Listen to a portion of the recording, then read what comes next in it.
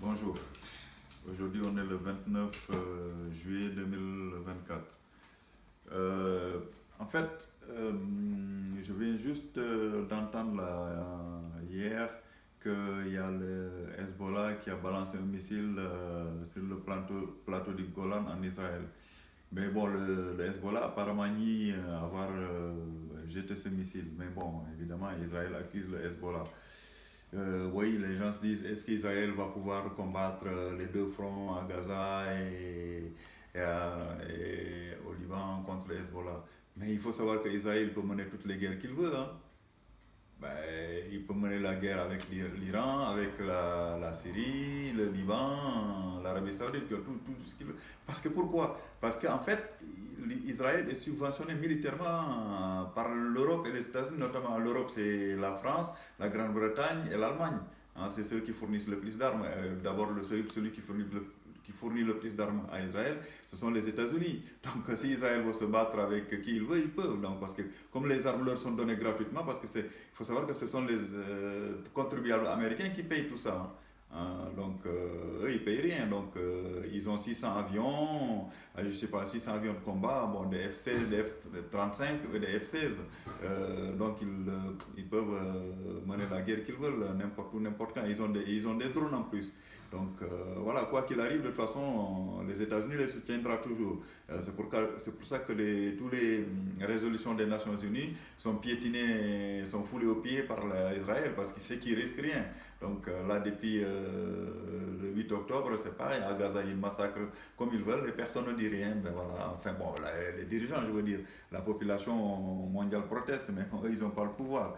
Donc, parce qu'il faut savoir, par exemple, aux États-Unis, Israël est soutenu par ce qu'on appelle les sionistes évangélistes, qui sont encore plus fanatiques que les sionistes israéliens, hein. Donc, eux, ils veulent que tous les juifs rentrent en Israël pour que le Messie puisse descendre. Donc, voilà. On va nous dire, oui, le Hezbollah, c'est une grosse armée, c'est pas comme le Hamas, ils ont une grosse armée, des missiles, un certain nombre de missiles.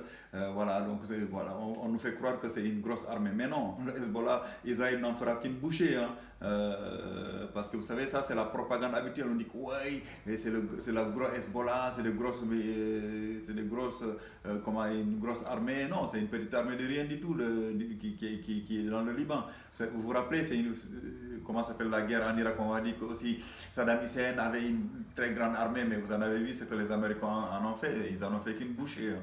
Donc là, c'est pareil, les Israéliens, ils vont faire qu'une bouchée du Hamas. Tout ça, c'est des propagandes de fait que dit, ouais, c'est une grosse armée, c'est ça, c'est comme on avait dit aussi que les Russes, c'était une grosse armée. Non, non, tout ça, c'est des propagandes. C'est juste pour dire que voilà, Israël, c'est le petit David qui se bat contre le grand Goliath. Voilà, c'est le petit État d'Israël qui se bat contre les grosses armées du Hezbollah, de l'Iran, du Proche-Orient, quoi. Vous savez, même dans les guerres israélo-arabes du début, on avait dit que oui, c'était petit État d'Israël qui s'était battu avec les armées arabes. Mais il faut savoir que les armées arabes, que c'était que sur du papier. Les armées arabes n'avaient pas d'armes, ni assez armées, ni assez formées, alors que les Israéliens, ils étaient bien préparés, bien armés, parce qu'ils faisaient partie de l'armée britannique, hein. Donc, voilà, ils étaient entraînés par les militaires anglais.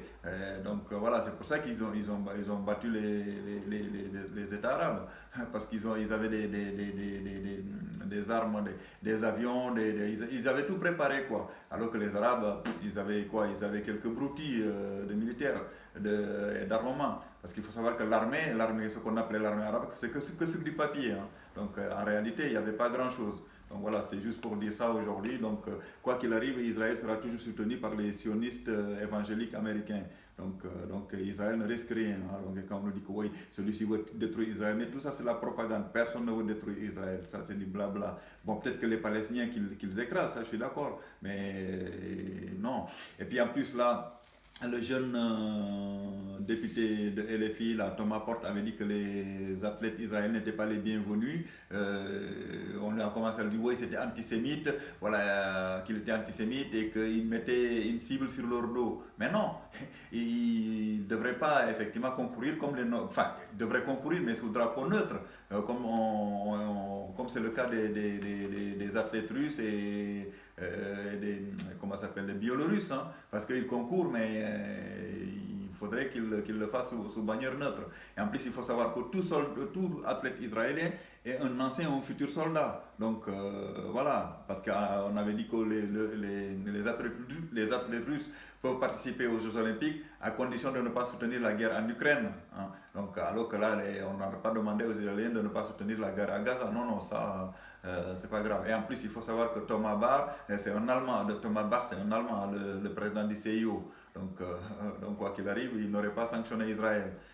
Enfin, si ça ne dépendait que de lui, parce que vous savez que les Allemands portent toujours le poids de la Deuxième Guerre mondiale par rapport à Israël. Voilà, c'était tout pour aujourd'hui. Merci.